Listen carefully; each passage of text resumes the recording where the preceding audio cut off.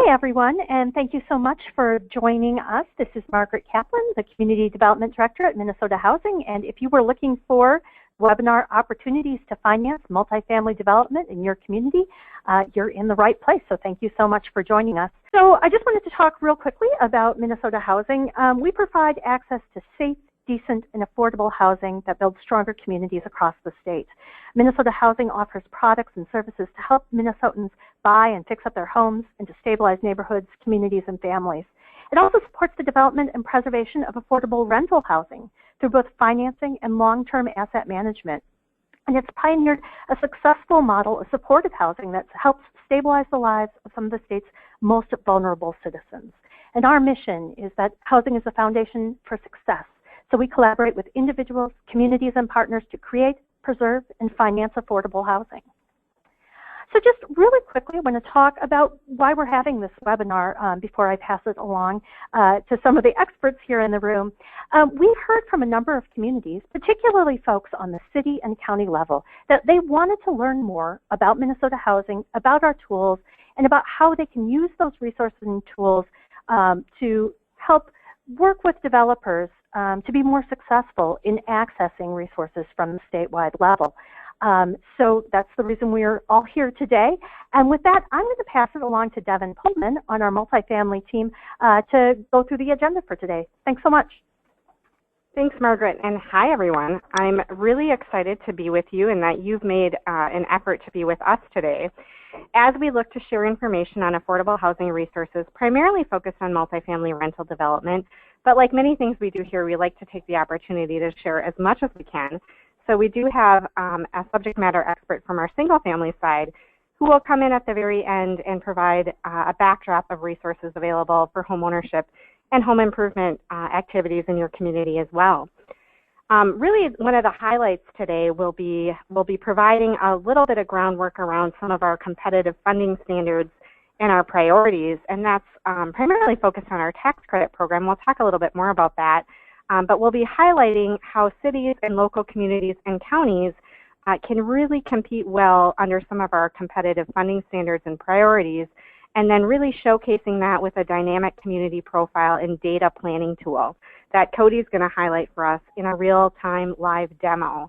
And that tool can both help you better assess things like project location and how that will do with some of our pointing criteria, as well as providing just general great data mining for your community planning needs, be that affordable housing or otherwise.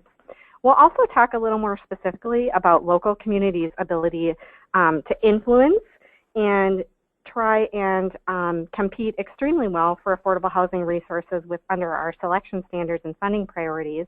And then Margaret's going to talk about two live examples of communities that were maybe a little less familiar with some of the resources we have available through the multifamily funding process, but have been very successful in building a great development team and being awarded funding as well. So that's another really exciting thing that we're going to be able to highlight for you on today's webinar. And then we'll also be sure to highlight next steps too. So just to give everyone a little bit of groundwork and background on what types of eligible housing developments are eligible for funding through the multifamily resources, we certainly are looking for permanent general occupancy rental housing. That would certainly also include supportive housing. We have a strong emphasis on that particular housing type here at the agency, as well as I know many of you do too and in your local communities. We do require, in order to access our funding, that there is a minimum of 4 units being developed. And there's a range of activities that are eligible, and those are listed on the screen. So I won't go over those in a huge amount of detail, but I think they do really cover sort of the range of housing needs in your communities. So a nice array of ways to tap into some of those resources. In terms of the specifics of what we have available to help assist with multifamily rental development in your community, there's really kind of 4 primary types. The first involves deferred loans, and typically this funding source is going to be interest-free and deferred for 30 years typically. We do have the ability, if another funding source accompanying your project or proposal requires a higher rate, we can work with you on that. And then at times there may be certain cash flow repayment provisions required. But again, typically, in most cases, these can be offered as interest-free deferred for 30 years.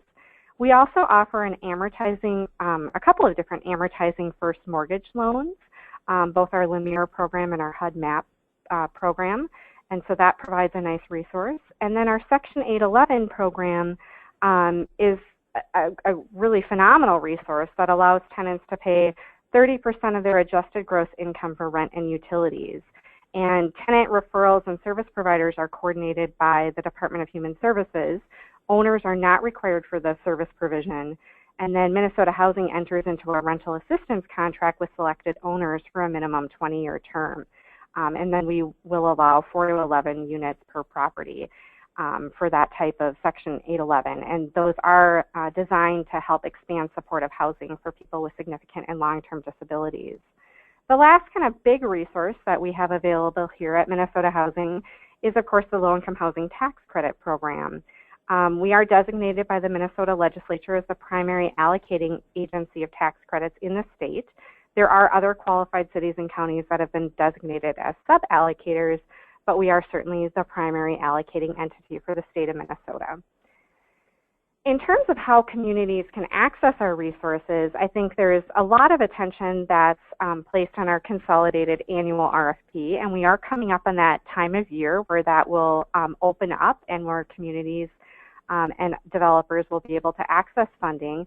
One of the things that has just been really impressive to me coming from the great state of Minnesota, hopefully like many of you as well, and even if you're not from the great state of Minnesota, is what a coordinated and collaborative process this is. And one of the great things about the consolidated annual RFP process is that it really does allow you to access funding from a variety of funding partners and provides that one-stop shopping experience.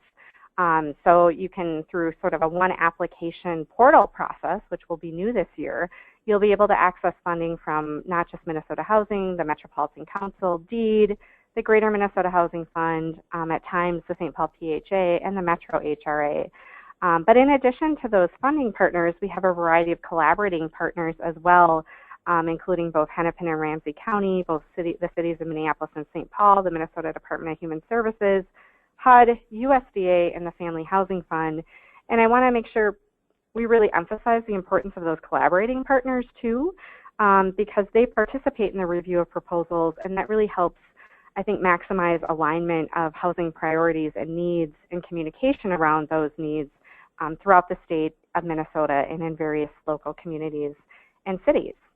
Apart from the RFP process, which is the big kind of kahuna in some respects, I think we really want to highlight that we also have pipeline funding and financing available for certain types of financing. And pipeline, what we make available through sort of that pipeline process, includes amortizing first mortgages, deferred loans when they're used in conjunction with an amortizing first mortgage, and then we also offer our Preservation Affordable Rental Investment Fund, PARIF, and those resources are also typically interest-free deferred, unless other funding sources require an interest rate, and they're primarily targeted to preserve at-risk federally subsidized developments or supportive housing. In addition to that, at times we do have federal home funding sources that can, again, depending on our funding availability, be offered on a pipeline basis too. So we really try and provide a couple of different access points to be able to get to our resources. So you've learned a little bit about the types of multifamily rental development that you can do in your community. I've shared some of the primary resources and financing tools available to you. Now, how do you actually position yourself to be successful in accessing those funding sources? I like to think of our funding priorities as sort of 3 legs of a stool. The first leg would be the selection standards, and those include sort of, I don't want to say basic, but sort of primary threshold requirements around project feasibility and organizational capacity. And with respect to capacity, we're looking at housing experience, partnerships, current and expected future capacity, pipeline of projects, and the ability to maintain the housing long term.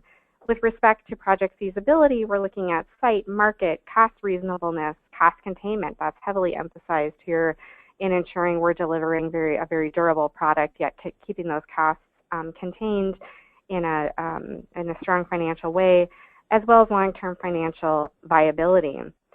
Sort of the second leg of the stool would be meeting one of our 7 strategic priorities. And the strategic priorities that the agency has placed on our funding sources vary and I think meet the needs of a variety of different communities, kind of the predominant housing needs across and throughout the state of Minnesota. Those are listed on the screen here. I won't read them in depth, except to say that we will be kind of covering these a little bit more throughout the presentation today, and you'll see some of these themes kind of come up as we're drilling down into some data-specific sources as well. The last leg of the stool is what I call, for sort of a plain language purpose, competitive scoring. And this is where things get really important in terms of making sure that you are planning in a very integrated and thoughtful way and getting the resources you need to try and position your project to be as successful as possible, because obviously a lot of time and investment goes into project planning, and we certainly want to provide you with some tools to help aid you in being successful in that. So I'm going to talk a little bit about a few different components of our competitive scoring criteria.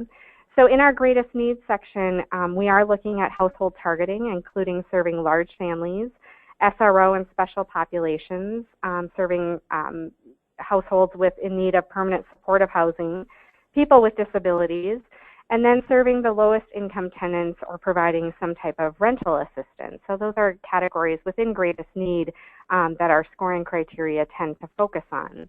Within areas of opportunity, we're looking at things like economic integration, and whether that includes developments that are located in higher or slightly more high to moderate income geographic areas, or housing that provides for a range of incomes and mixed income developments. We also have criteria focused on access to higher performing schools, workforce housing communities located within 5 miles of a Twin Cities metropolitan workforce housing city, or 10 miles in greater Minnesota, and location efficiency. And there we're looking at a variety. We tier it based on the Twin Cities metropolitan region as well as greater Minnesota, looking at a variety of different transit options depending on what's available in that location and what makes sense for that location, whether that's light rail transit, bus rapid transit, fixed routes, or dial-a-ride in certain communities with reliable access there. Under supporting community and economic development, in that framework we're looking at planned community development, which is a huge area where local communities and cities have the ability to influence scoring within our scoring framework.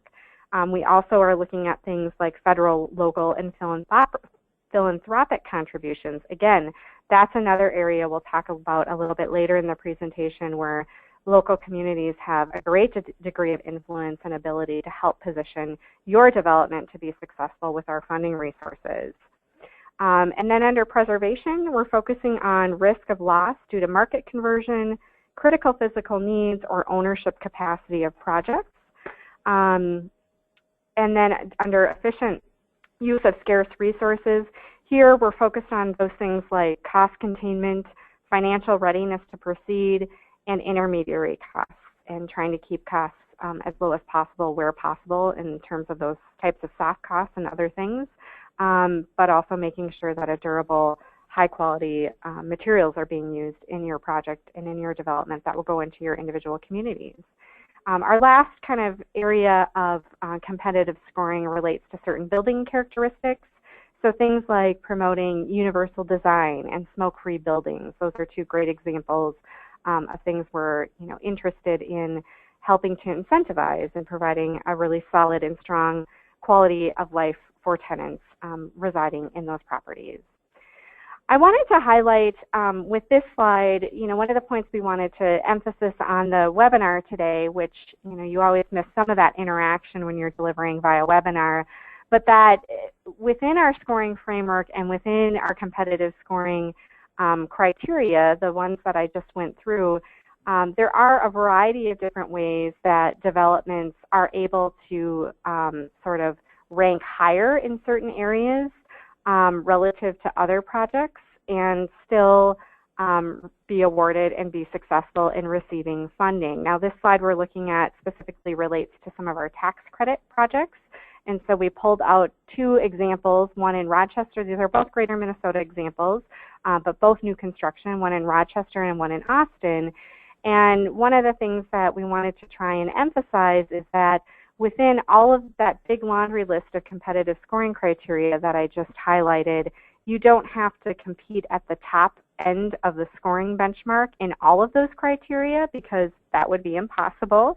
And we've tried to provide enough opportunity, recognizing that there are a variety of sort of scoring priorities and housing needs and opportunities in different communities throughout the state. And this great example of new construction in Rochester highlights a development that tended to score extremely well in some of those areas of opportunity criteria, location efficiency, access to high-performing schools, those types of things, as well as efficient use of resources. And that was enough to kind of boost this project over that threshold of being able to be successful in pointing to compete for tax credit projects. In Austin, for example, here's an example of a project that scored particularly high in serving some of those targeted populations or special populations, as well as in some of the community and economic development criteria with respect to having a very strong cooperatively or planned community development and some local support within that community. That particular development also had very strong demonstrated efficient use of resources as well. But different avenues and pathways for differently designed needs in different communities to still point well under our global pointing structure. With that, I am going to transition this over to Cody Cerno, who's going to provide sort of one of the highlights of the presentation today, which is really demonstrating sort of the dynamic community profile tool that Minnesota Housing makes available to help communities both data mine for a variety of data points within their communities, as well as make our competitive scoring process more transparent and clear to communities too. So let me turn it over to Cody. Thank you. Thanks, Devin. Again, my name is Cody Cerno. I'm a research specialist with Minnesota Housing, and one of my responsibilities is to maintain our community profiles interactive map, which provides Minnesota Housing staff and partners a comprehensive tool to assist in the planning and funding process for affordable housing. It also places everyone on a level playing field and allows Minnesota Housing's data-driven decision-making process to be more transparent with our partners. There's kind of two main content areas that I'm going to focus on today that helps users better understand what information is provided in the Community Profiles interactive map. They are the RFP geographic priority areas and then what we call the data layer themes, which I'll highlight in a little bit. A lot of these Devin kind of addressed earlier, but within the interactive map, you're able to map a number of the geographic priority areas that Minnesota Housing has identified and categorized as areas of opportunity. Those geographic priorities include economic integration, access to higher performing schools, rural and tribal designated areas, location efficiency, workforce housing, and preservation. Economic integration, these are census tracts that have higher incomes and are close to low and moderate wage jobs. And access to higher performing school covers a lot of the same geographies as economic integration. And if an area meets or exceeds 2 of 3 performance thresholds for the schools of that area, it is considered to have access to higher performing schools. The performance metrics that are used are 3rd grade reading proficiency, 8th grade math, and on-time graduation rates. Location efficiency within the interactive map tool contains a number of the fixed route transit services, primarily in all of the Twin Cities metro area, Duluth, St. Cloud, Rochester, Mankato, and Moorhead. There's no detail on dial-a-ride or demand response provided in the interactive map of community profiles, but we do allow for applicants in their documentation to highlight if a service is available, even if it is not provided within community profiles. Workforce housing includes those cities that have seen job growth, are top job centers, or have a significant portion of their workforce that are traveling long distances into the community. And finally, the last geographic priority area is preservation, and this includes areas that highlighted as jobs or household growth communities, along with communities that have an affordable housing gap. The other kind of main content area within the Community Profiles interactive map are data layer themes. We have over 30 indicators from multiple sources to profile the social, demographic, and economic characteristics of households, the housing market, and employment as it pertains to the market for affordable housing. These individual data points are broken into 3 thematic categories: economy and workforce, household demographics, and housing market at the county and census tract level. Economy and workforce contains information about jobs, distance to work, and unemployment rates. The household demographics theme contains information about the people and households in a community, which includes basic demographic characteristics such as breakdown of age, proportion of population from a community of color, cost burden for renters and homeowners, and income characteristics. Finally, the housing market is broken into 2 themes: rental and home ownership market. This is our largest collection of data elements and includes information about costs for both renters and homeowners, vacancy rates for subsidized housing, median sales price, and change in sales price from the prior year, the age of the housing stock, tenure, and foreclosure rates. As you'll be able to see in some of the upcoming slides, we do make all of the raw data available on Minnesota Housing's webpage, but most of the data layer themes displaying community profiles based on percentile rankings relative to other rankings across the state. So how do you access community profiles? This is just a screenshot of Minnesota Housing's webpage. If you go to mnhousing.gov and you click on Policy and Research at the top of the page, then Community Profiles kind of in the middle bar to the right, and then that will bring you to a Community Profiles. And at all times we have a Community Profiles for planning and a Community Profiles for scoring. And this slide is from last year, so it's soon this will change to Community Profiles for scoring used for 2018 housing tax credit, 2017 RFP applications, and then the planning will go to 2019 housing tax credit.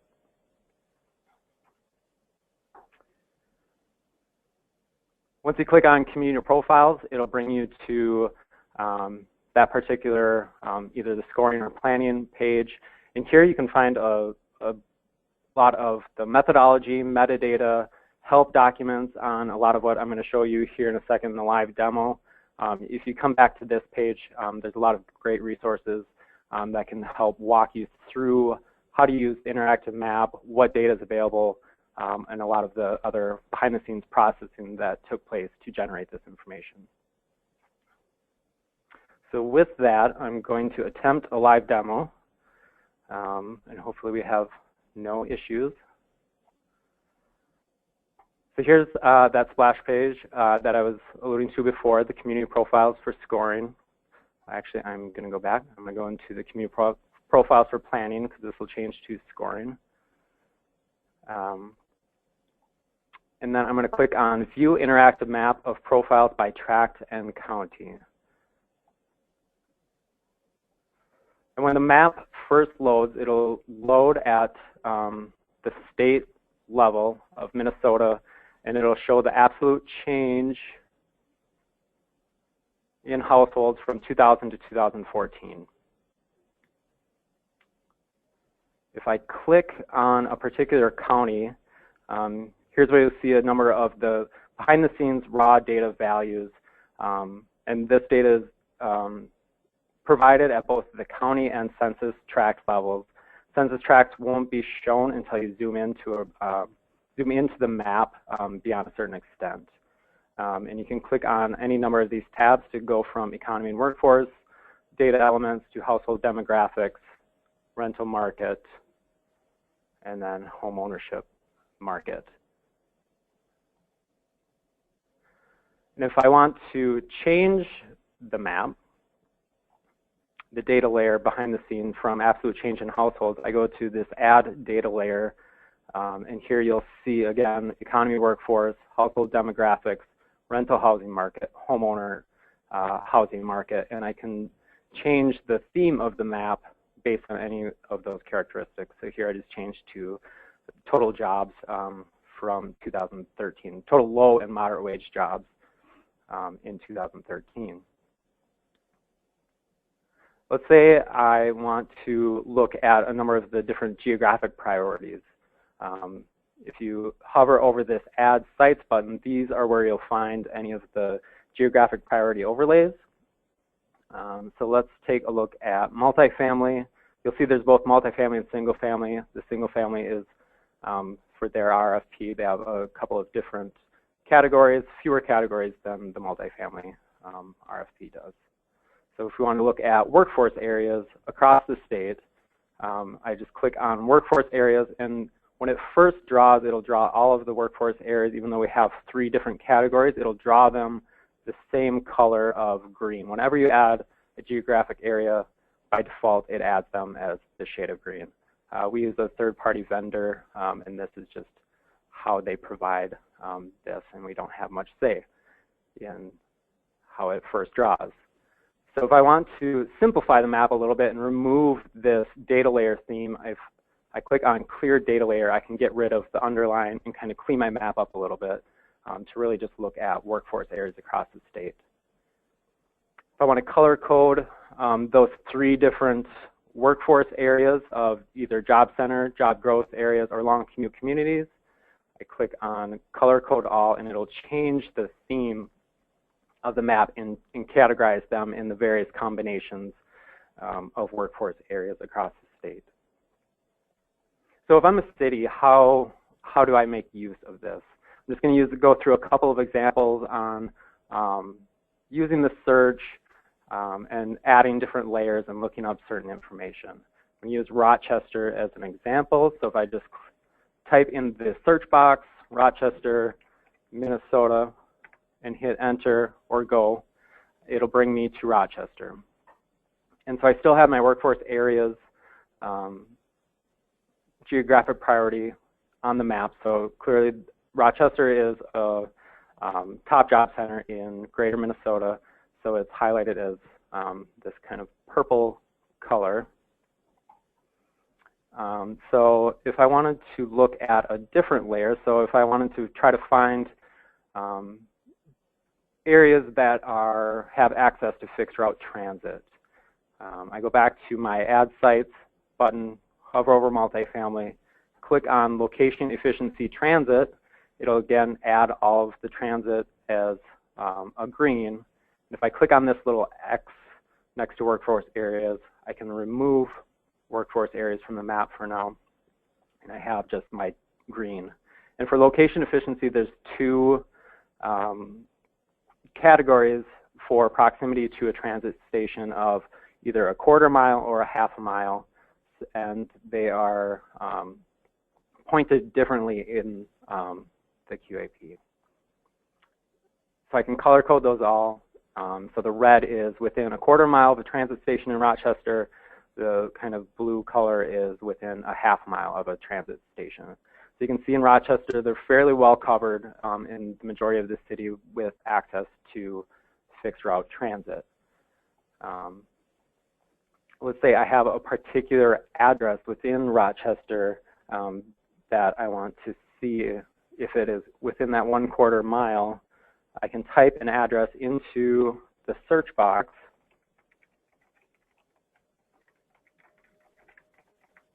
hit enter,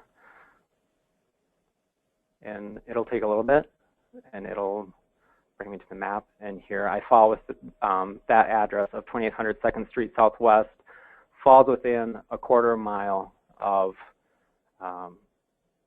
fixed route transit station. And then if I wanted to bring back, so now that I'm zoomed in, I wanted to see a lot of those kind of data layer themes, demographics, characteristics for this census tract, for this address. I can come back to the add data layer themes, add total jobs within that area, And then I can, again, click the X button next to location efficiency. It'll remove that transit stop, and then I can kind of see the underlying area and click on that census tract and get a lot of the demographics, housing characteristics for that census tract, and start to kind of compare those to other tracts throughout the city.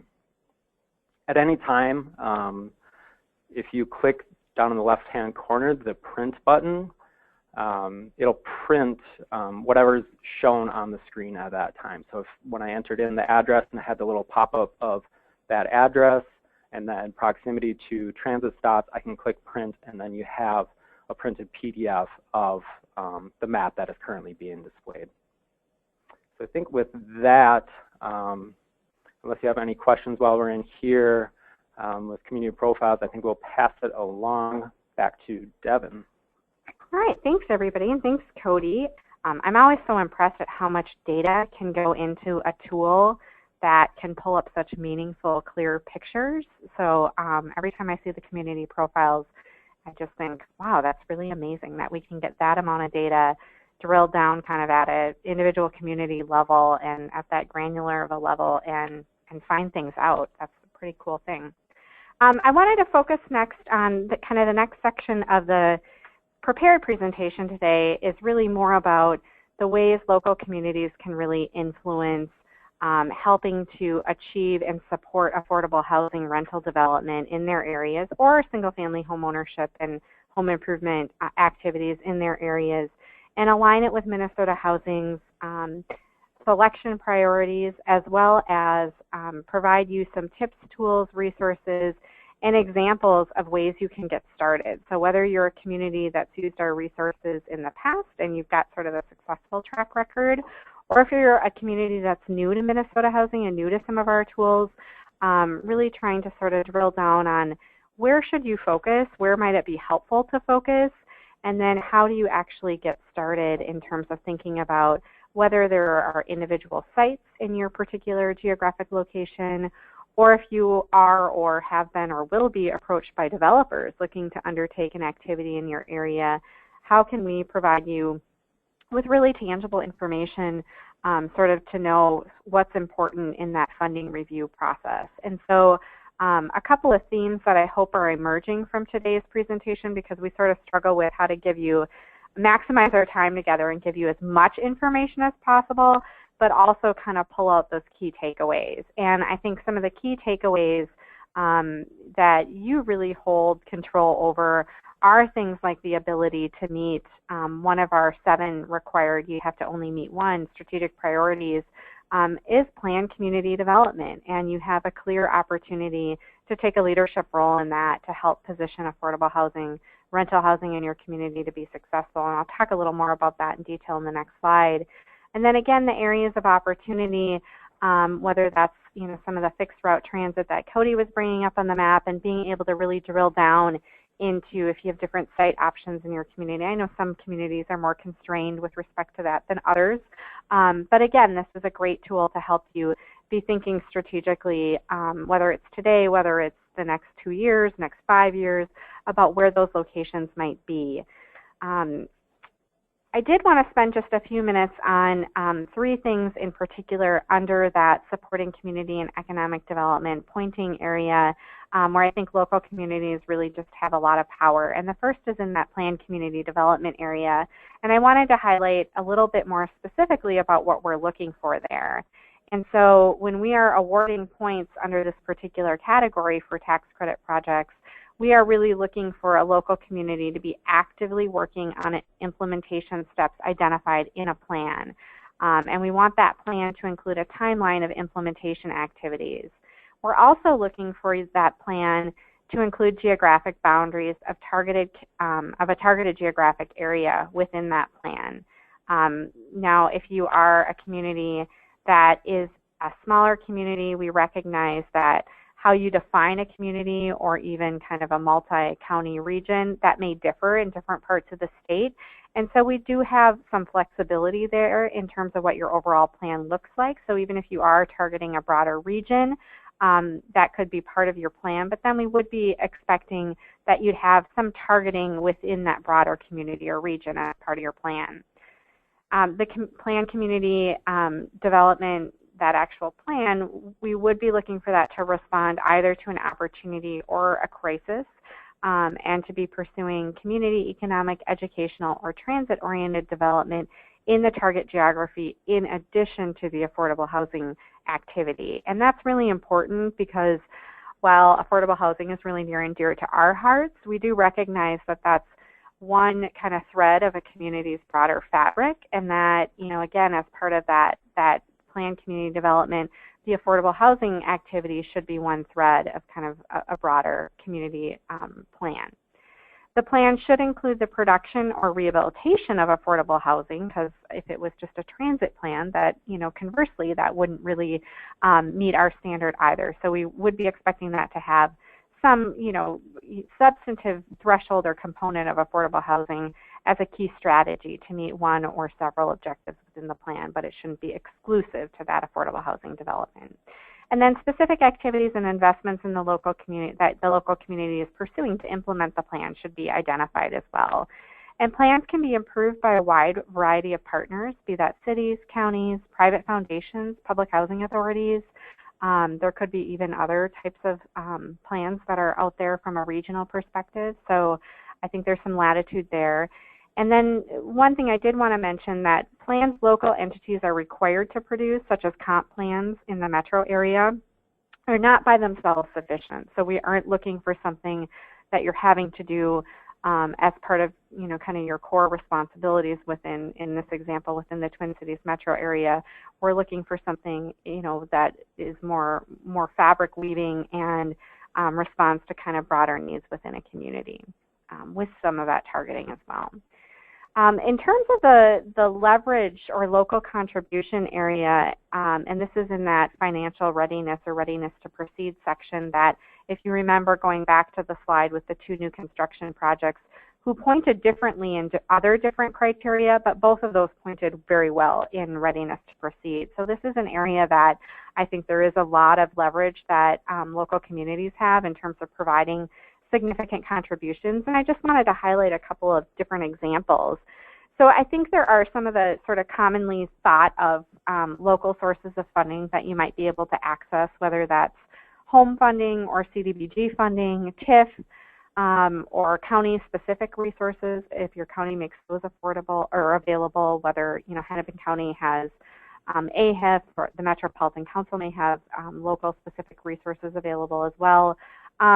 But there are other things too. Other examples could be, an example might be a site donation, or, you know, sort of evolving and emerging in the area of preservation is the idea of modifying existing loans, given sort of the age of several of the preservation projects out there, and quantifying if there is forgiveness of interest or an extension of the term, kind of quantifying those economic benefits as well. So, and if you do have questions or want to talk through any potential local leverage contribution resources or ideas with us, we have staff available to talk those through with you too.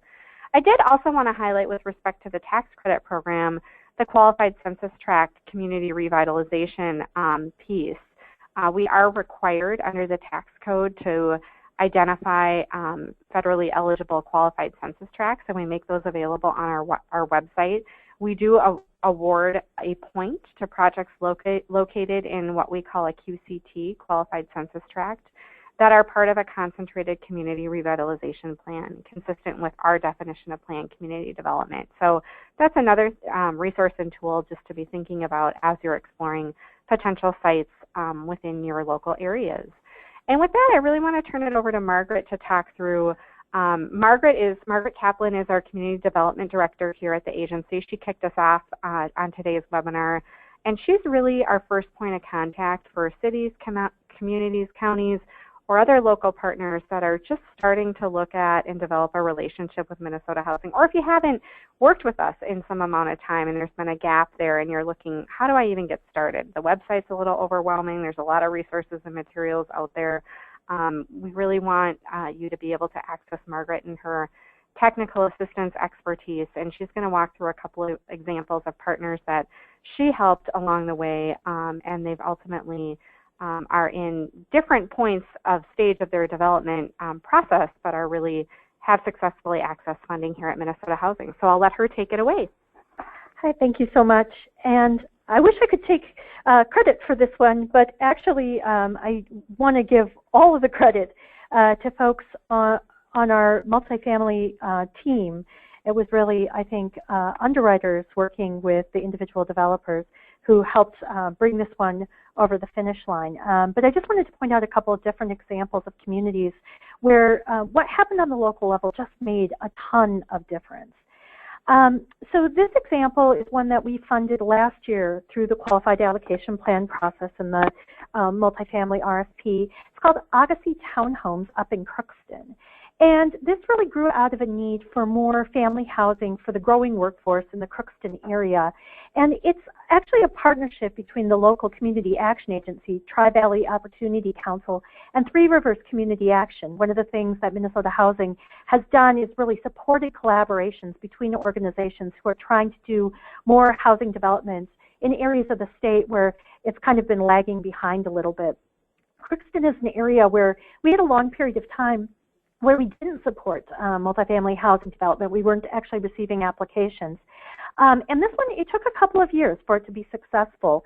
Part of it was, you know, it's in a good but not great location in terms of our geographic priorities. What brought this over the finish line really was that strong local and philanthropic support. So they had people on the city level, on the county level, they had local employers, all part of a broad-based community discussion about the need for this housing. So those local and philanthropic contributions helped. It also had very good household targeting as well, too. As Devin mentioned, some of our priorities really are associated with who is able to access housing here. So this did very well in that sense as well. It also involved experienced development partners. So as Devin mentioned, one of the things that we look at is really organizational capacity and the feasibility of projects, and this one was very successful in that sense. It took advantage of very good and consistent technical assistance from the agency and from some of our supporting institutions as well, too. I know they worked additionally with Greater Minnesota Housing Fund on this, and they had an excellent housing study that supported the need for rental housing in the community.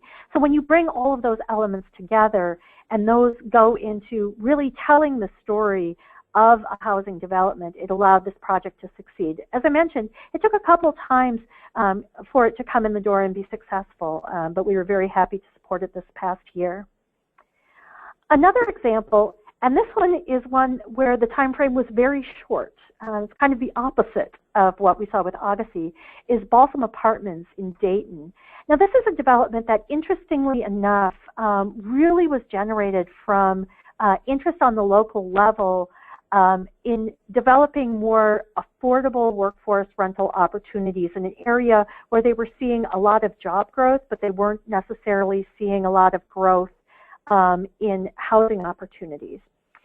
And I think one of the things that this points out is how, for local communities, watching what's happening with geographic priorities can be very important. They change over time. As needs in the state change, our priorities and our points change as well, too. And so there was a location that was available in Dayton. It was actually a tax forfeiture, so it was owned by the county, where the city really wanted to see something happen there, in particular under the leadership of the mayor. But they didn't think that they could be successful, and they had talked to a number of developers, and they said, oh, yeah, development in Dayton, that'll never happen.